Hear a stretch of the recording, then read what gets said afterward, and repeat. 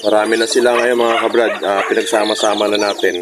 At bumili na rin tayo ng chick booster para sa kanila. Tapos pinalagyan na rin natin ng dayami. Tapos yung dulo, sabi ko kay Joel, lagyan na rin ng ano yun, ng dayami para hindi sila lamigin. Meron na isang namatay nga dahil ito siguro sa lamig yan. So ngayon, ito yung mga sisiyo. Meron pa tayong huhulihin doon. Well, siguro mga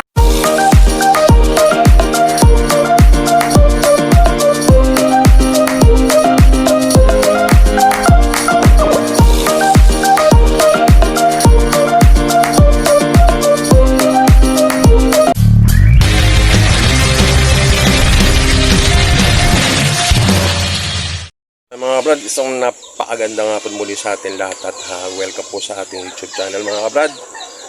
Ang topic naman natin yung mga kabrad ito sa ating mga sisiw, kung paano tayo nagpaparami sa ngayon nang wala tayong ginagamit na incubator at kung ilang days natin sila pwedeng iwalay doon sa kanilang inahin bago natin ilagay sa brooder. Tapos lalatagan natin ang dayami. Tara mga kabrad, puntahan natin yung ating mga sisiw. So mga kabrad, yung ating mga sisiw ngayon, yan. Marami na sila ngayon mga kabrad. Pinagsama-sama na natin. At bumili na rin tayo ng chick booster para sa kanila. Tapos pinalagyan na rin natin ng dayami. Tapos yung dulo, sabi ko kay Joel, lagyan na rin ng ano yun, ng dayami para hindi sila lamigin. Meron na isang namatay nga dahil ito siguro sa lamig yan. So ngayon, ito yung mga sisiyo. Meron pa tayong huhulihin doon. Well, siguro mga 10 pa yan, no? Mahigit, no? Oh, mahigit pa 10 yung huhulihin doon ni Joel para ilagay dito. Ayan, ang ganito lang gagawin natin mga kabrad. Tapos, pag napagsama-sama na natin sila, papatakan na lang natin sila ng, ng B1, B1. Yun, babaksinan na natin para sabay-sabay na. Kasi yung lahat ng mga alaga natin dito, pagkasisyo, may vaccine na sila.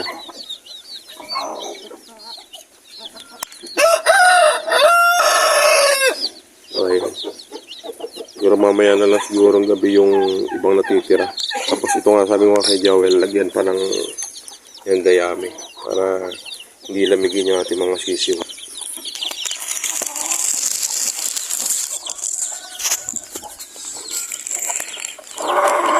Mga kabrad, yung ating mga sisiyo, binubukod lang natin sila sa kanilang mga inahin pagka nasa 5 days na hanggang 6 days na yung ating mga sisiyo para at least kahit paano malalakas na ano na sila, pwede na silang iwalay, lalagyan na lang natin sila ng ilaw. Itong mga ating mga sisiyo na itong mga kabrad, nasa mga iba nasa 5 days, hindi pare-parehas kasi araw lang naman lamang ng bawat isa dito sa tapos yung isang malaki na yung pinahuli ko na nga lang din yun para isama na rin dito. Pero ito nasa kailangan mga 6 days bago natin ibukod sa tapos pagka bukod natin sa kanila, ang ginagawa natin, iniilawan na lang natin tapos nilalagyan na lang natin ng dayami yung kanilang pinaka flooring para hindi sila lamigin. Kasi kahapon niya, hindi pa ito nalalagyan to ni Joel, kaya merong isa tayong namatay. Kaya ngayon, sabi ko nga, lagi ganito na lang ang gagawin natin para hindi na rin tayo nag-i-incubator. Kasi sa ngayon lang, meron pa kami mga mapipisang mga sisiw. Meron dito sa isang kulungan na malapit na rin mapisa. At tapos meron pa tayo ng itlog. Kumbaga nag-aabot-abot yung ating mga sisiw. Kaya ginagawa na lang namin ni Joel nga, within 5 days or 6 days, ibubukod na natin yung ating mga sisiw. Tapos iilawan na lang natin. Ganoon na lang mga kabrad yung ating ginagawa. Tapos isa pa, itong ating mga sisiw na to, mas malalaki na kaysa sa dati nating mga manok. Dahil ito yung may mga lahi na to ng Rhode Island at Caber. Pero meron pa rin silang bloodline ng native. Yung mga kabrad ang ginagawa namin. 5 to 6 days, iwawalay sa ina, tapos tsaka natin sila ilalagay sa brooder, tsaka natin iilawan. Tapos mas maganda nga niyan kung may side kayong karton at ipa. Dito kasi medyo hirap pang ipa rito eh. Pero magbabaka sakali kami, baka merong ipa. Maganda rin yung ipa dahil mainit ang ng ipa, singaw. Ganon din naman itong dayami. Kaya lang ang dayami mas mabilis ang dumi kasi nila pag madalas nagdidikit-dikit, hindi ka mukha dun sa ipa na gumugulong lang yung dumi. Matagal mo siyang bago palitan ng beddings. Hindi ka mukha ng dayami. Mas maagang magpapalit tayo ng dayami kasi nga siya yung dikit-dikit. Hindi ka mukha ng ipa na gumugulong lang yung dumi nila pag natatapakan. Dito mga kabrad, isa pa. Ito mga kabrad yung lahi kasi nung natin, ayan. Mas malalaki. Kung kukumpara mo sa purong native. Ito naman, ito yung ating inahin na mas malaki na nga. At ito rin yung ating pabo. Ginigirian tayo para bahala ko kung tirahin. Ayan yung mga native natin. Ito. Pero mas malalaki na sila mga kabrad. Kasi lalo na yung mga sisiw natin na yun, ito yung mga ama nila. Ba't papaluin mo ako? Parang balang paluin ako. Huwag akong papaluin. Ako nagpapakain sa'yo. So yun mga kabrad. Tapos dito naman, meron tayong, ayan yung hindi pa binababa ni Joel. Ayan. Pero lumabas na yung mga sisiw. Ayan. Ngayon, patatagalin muna natin sila dito sa loob ng pens. Tsaka natin sila ililipat uli doon. Isasama natin sa brooder. Yung iba naman natin nandito. Ayan, yung mga manok natin. Diba? Ito yung mas malalaki na natin. Mga month old na to mga kabrad.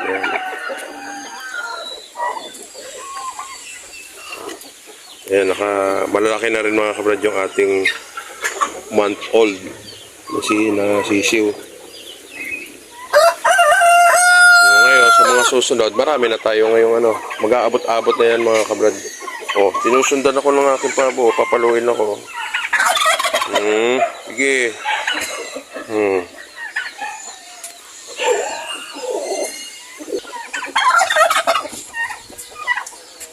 Tapos dito rin mga kabrad, meron ding umiislog.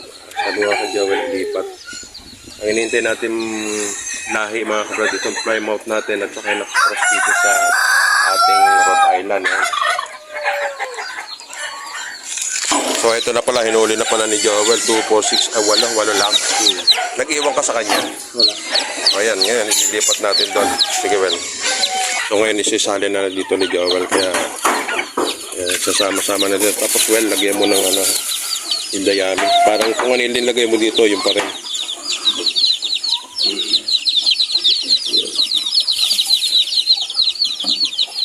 Meron na itong 5 days.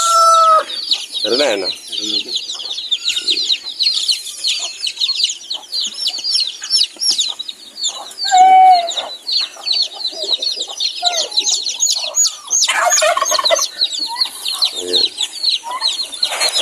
Kaya mga kabrad, ganito ang ginagawa natin. Kahit wala tayong incubator, kaya nating magparami ng manok sa pamamagitan ng natural na pagpipisa. Ayan.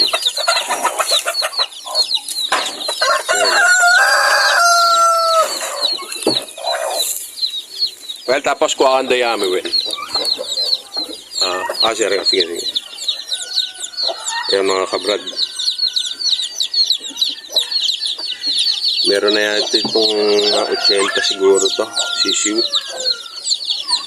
Hindi lang, kasi ito pa na.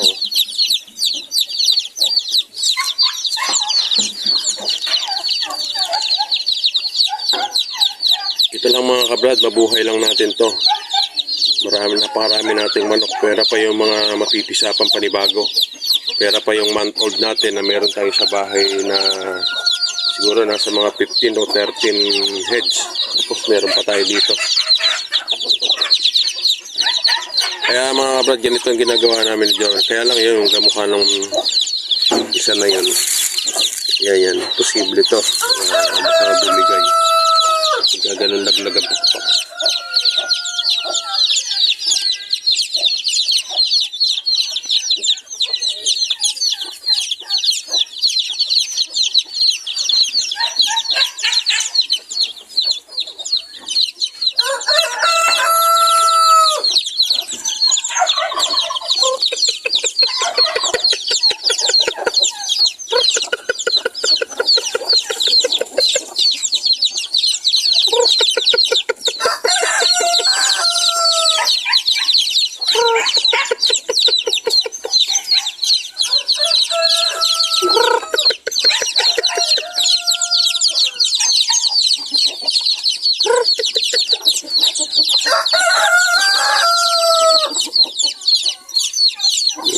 Okay na naman mga kabrad nito. Ikot ko ng plastic, pinobera ni Joel para hindi sila lamigin. Tapos ibinaba natin yung ilaw. Yan. Tapos mga siguro bukas, baka pwede na tayong mag-vaccine sa kanila ng B1. Yan.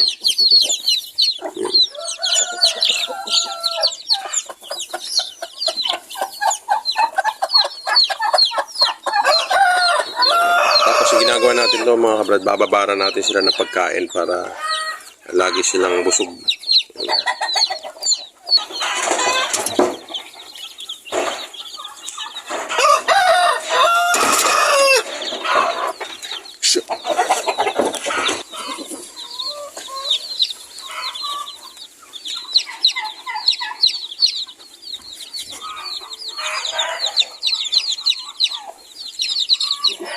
Tapos kailangan dito mga kabrad, Betracin.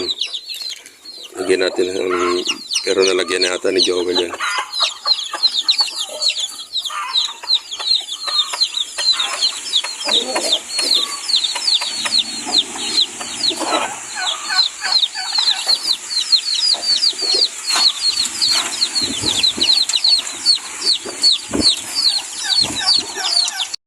Ating mga month old nating mga sisiw na nilipat dito sa bahay. Ayan. Ito mga kabrad. Kaya ngayon, mas marami na tayong alagaan. Ito mga kabrad. Kaya lang marami na rin nabawas dito. Pero okay na rin. Kahit paano, talagang ganon, may namamatay. So ayan, tapos yung kaya marami na tayong mga palalaki ngayong taon na to mga kabrad. Brad, at muli, maraming salamat sa atin lahat. God bless po.